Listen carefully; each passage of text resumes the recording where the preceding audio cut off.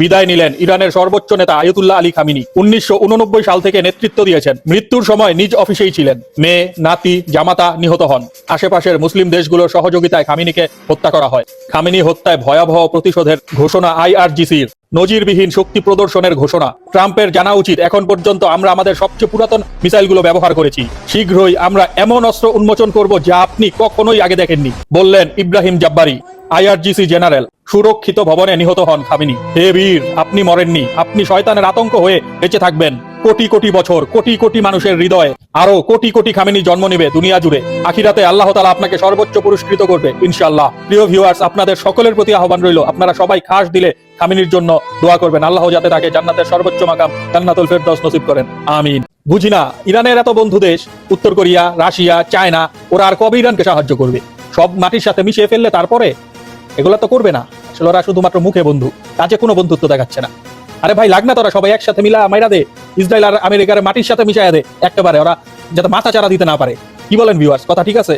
যদি চীন, রাশিয়া আর ইরান তো আছেই, আর উত্তর কোরিয়া, এই 4 জনে মিলা যদি আপনার একসাথে ধরে না, ইসরায়েল আমেরিকার টাইম আছে? আমার তো মনে হয় না। আর ওদিকটা যদি তুর্কি যদি একটু সহায়তা করে, তাহলে তো আমি দেখতেছি আমেরিকা ইসরায়েলের মাটির সাথে মিশাই ফেলতে পারবে।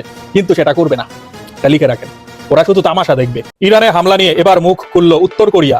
ইরানে মার্কিন ইসরায়েলি হামলাকে অবৈধ আগ্রাসন হিসেবে উল্লেখ করে এর নিন্দা জানিয়েছে উত্তর কোরিয়া। উত্তর কোরিয়ার পররাষ্ট্র মন্ত্রণালয় মুখপাত্র উদ্ধৃত করে দেশটির রাষ্ট্রায়ত্ত গণমাধ্যম কোরিয়ান স্ট্রেলাল নিউজ এজেন্সি KCNA জানিয়েছে, মার্কিন ও ইসরায়েলি হামলা ইরানের উপর অবৈধ আগ্রাসন এবং জাতীয় সার্বভৌমত্বের লঙ্ঘন। বুঝি না, ইরানের এত বন্ধু দেশ, উত্তর কোরিয়া, রাশিয়া, চায়না, ওরা আর কবে ইরানকে সাহায্য করবে?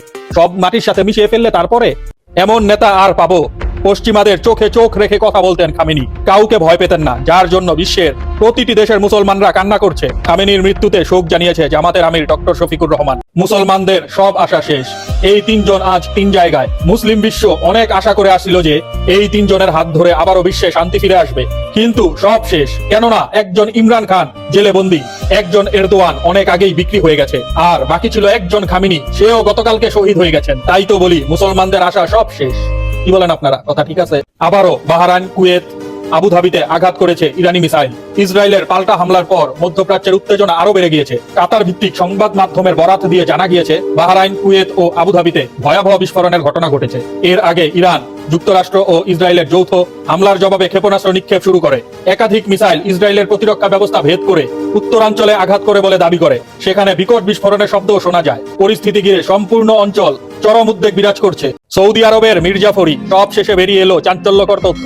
সৌদি আরবের বাদশাহ মোহাম্মদ বিন সালমান এবং ইসরায়েলের প্রেসিডেন্ট নেতানিয়াহুর অনুরোধে ইরানে হামলা চালানোর বিষয়ে রাজি হন ডোনাল্ড ট্রাম্প। প্রিয় ভিউয়ার্স, ইসরায়েলকে নিয়ে বলার কিছু নেই, কিন্তু সৌদি আরব কিভাবে এই গাদ্দারিটা করতে পারলো? কিভাবে তারা চাইলো তার মুসলমান ভাইয়ের মৃত্যু? হায় আফসোস, আল্লাহ, আমরা কোন দিকে যাচ্ছি? আমরা কি আসলেই মুসলমান? ইরানের প্রেসিডেন্ট ইব্রাহিম রাইসির মৃত্যু। এই বিশ্ব এমন একজন ব্যক্তিকে হারালো যিনি সব সময় নিপীড়িত মানুষের পাশে ছিলেন।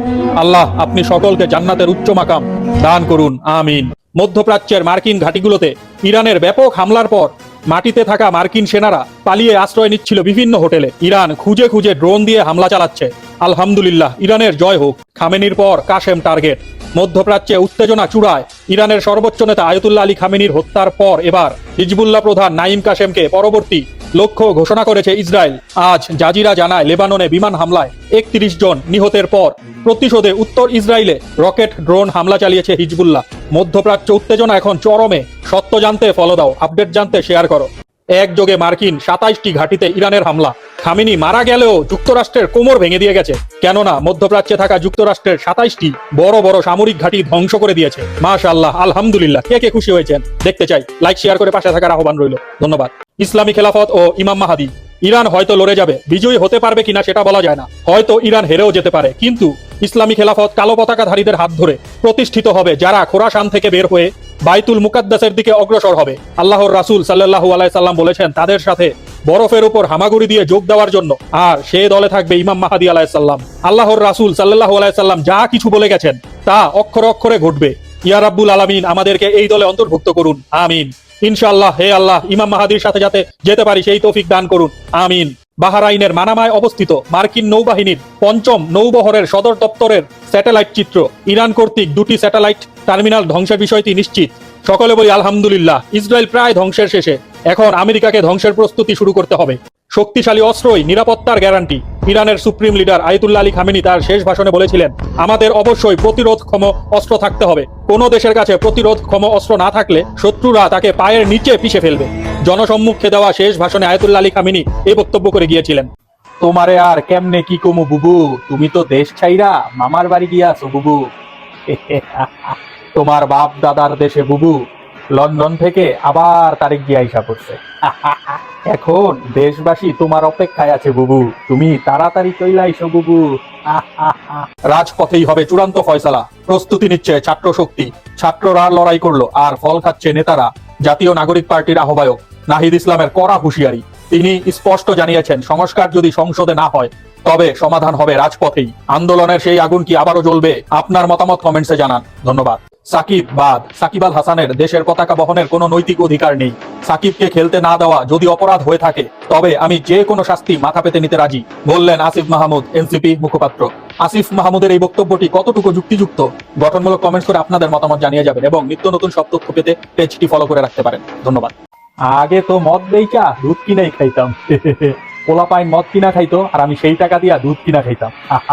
পুলিশে ধরার পরে পাছার ভিতর এমন ডিম থেরাপি দিছে, এখন ভালো হইয়া নামাজ পড়তেছি। কঠিন হুঁশিয়ারি দিলেন হাসনাত আব্দুল্লাহ। হাসনাত আব্দুল্লাহ বলেন, ওসি আন্তরিক থাকলেও ওনার অফিসাররা আন্তরিক না। ওনার সেকেন্ড অফিসার হচ্ছেন ফুললি করাপ্টেড। টাকা ছাড়া ওনার কোনো পা চলে না। আরেকজন হচ্ছেন এসআই ভবতোষ। টাকা ছাড়া উনি একটা পা মুভ করেন না। তিনি হুঁশিয়ারি দিয়ে বলেন, আজকের পর থেকে আপনার এই থানায় কোনো দালাল থাকবে না। হাসনাত আব্দুল্লাহর এই হুঁশিয়ারি কার কার কাছে ভালো লাগলো অবশ্যই কমেন্টস করে জানিয়ে যাবেন এবং ভিডিওটি লাইক শেয়ার করে পাশে থাকার আহ্বান রইল। উপরওয়ালা এখন আমি, বললেন আমির হামজা। কুষ্টিয়া ৩ আসনের সংসদ সদস্য আমির হামজা বলেছেন, মেডিকেল ও সদর হাসপাতাল নিয়ে কিছু অভিযোগ রয়েছে, এগুলো পাল্টাতে হবে। তারাও ভুল স্বীকার করেছে এবং মাফ চেয়েছে আর বলেছে এটা আমাদের কন্ট্রোলের বাহিরে ছিল ও উপরওয়ালাদের দোষ দেয়। তখন আমির হামজা উত্তর দিয়েছে, কুষ্টিয়ায় উপরওয়ালা কেউ নেই, উপরওয়ালা এখন আমি। সুতরাং যা কিছু হবে তাকে জানাতে বলেছেন। ইনশাআল্লাহ আশা করি আমির হামজাকে দিয়ে ভালো কিছুই হবে। জামাত এখনো ধৈর্যের পরিচয় দিচ্ছে, কিন্তু প্রতিরোধ শুরু করলে দেশে বিশৃঙ্খলা সৃষ্টি হবে। আওয়ামী লীগ এবং ভারত সুযোগ নেবে, তারপর দেশে গৃহযুদ্ধ শুরু হবে। তখন আমছালা সবই হারাবেন, অতএব সাবধান। জামাতের কিন্তু হারানোর কিছু নেই। প্রবাসী সাংবাদিক ইলিয়াস হোসেনের এই বক্তব্যের সাথে কে কে একমত আছেন গঠনমূলক কমেন্টস করে আপনাদের মতামত জানিয়ে যাবেন এবং ভিডিওটি ভালো লেগে থাকলে লাইক শেয়ার করে পাশে থাকার আহ্বান রইল। আসল রহস্য ফাঁস। বাংলাদেশ ব্যাংকের সাবেক গভর্নর আহসান এইচ মনসুরকে মব করে সরিয়ে দেওয়ার পরপরই ন্যাশনাল ব্যাংকে ১,০০০ কোটি টাকা তারল্য সহায়তা দিল বাংলাদেশ কেন্দ্রীয় ব্যাংক। জেনে রাখা ভালো, ন্যাশনাল ব্যাংকের চেয়ারম্যান আব্দুল আউয়াল মিন্টু, যিনি বিএনপির মন্ত্রী। প্রিয় ভিউয়ার্স, শুরু হয়ে গেছে চোরদের চুরি, শুরু হয়ে গেছে অলরেডি। খুব শীঘ্রই পুলিশে ১০,০০০-এর বেশি কনস্টেবল নিয়োগ করা হবে। এই কনস্টেবল গুলো যাচাই বাছাইয়ের মাধ্যমে নেওয়া হবে। আমাদের নতুন বাংলাদেশ নির্মাণে পুলিশ ভূমিকা রাখবে। তাদের কোনো রাজনৈতিক কাজে ব্যবহার করা হবে না। তারা স্বাধীনভাবে কাজ করবে, বললেন স্বরাষ্ট্রমন্ত্রী। সালাউদ্দিন আহমেদের এই বক্তব্য কতটুকু যুক্তিযুক্ত? ওনারা কি আসলে পুলিশকে ব্যবহার করবেন না? অলরেডি ব্যবহার করা শুরু করে দিয়েছেন। আরো জনবল বাড়াচ্ছেন, ১০,০০০ নিবে। সেদিন শুনলাম ২,৭০০ জন নিবে, আজকে শুনতেছি ১০,০০০ নিবে। মানে ওনাদের জনবল দরকার, ওরা বুঝা গেছে। আরো একটা গণ অভ্যুত্থান যে খুব নিকটেই, তার ভয়ই তারা এরকম জনবল বাড়াচ্ছে। মনে করতেছে পুলিশ দিয়ে পিটিয়ে গুলি করে হত্যা করিয়ে ওরা ক্ষমতা কুক্ষিগত করে রাখবে। ইম্পসিবল। বাংলাদেশে কি যোগ্য লোকের অভাব ছিল যে একজন ঋণ খেলাপি ব্যক্তিকে এনে বাংলাদেশ ব্যাংকের গভর্নর বানাতে হবে? না আছে উপযুক্ত শিক্ষাগত যোগ্যতা, না আছে প্রফেশনাল এক্সপেরিয়েন্স। ট্রাস্ট ব্যাংকের ৮৯ কোটি টাকা ঋণ খেলাপিকে বিশেষ বিবেচনায় তার ঋণ পূর্ণ নির্ধারিত করে বাংলাদেশ ব্যাংকের গভর্নর করা হয়। তাকে ২ বছর পর্যন্ত কোনো কিস্তি দিতে হবে না এবং ১০ বছরে ৮৯ কোটি টাকা পরিশোধ করতে হবে। যে লোক তার নিজের অর্থ ব্যবস্থাপনা ঠিক রাখতে পারে না, সে কিভাবে একটা দেশের অর্থ ব্যবস্থাপনা সঠিকভাবে পরিচালনা করবে? দক্ষিণ এশিয়ায় এরকম কম যোগ্যতা সম্পন্ন লোককে কোন দেশের কেন্দ্রীয় ব্যাংকের গভর্নর করা হয়েছে বলে আমার জানা নাই। দেশবাসী আশা করেছিল প্রধানমন্ত্রী তারেক রহমানের নেতৃত্বে দেশকে নতুন ধারায় পরিচালিত করা হবে, কিন্তু আমরা তো দেখছি বিএনপি সরকার আগের সেই পুরাতন জুতা পরেই হাঁটছে। এখন দেখবার বিষয় সেই পুরাতন জুতা পরে বিএনপি কত দূর হাঁটতে পারে।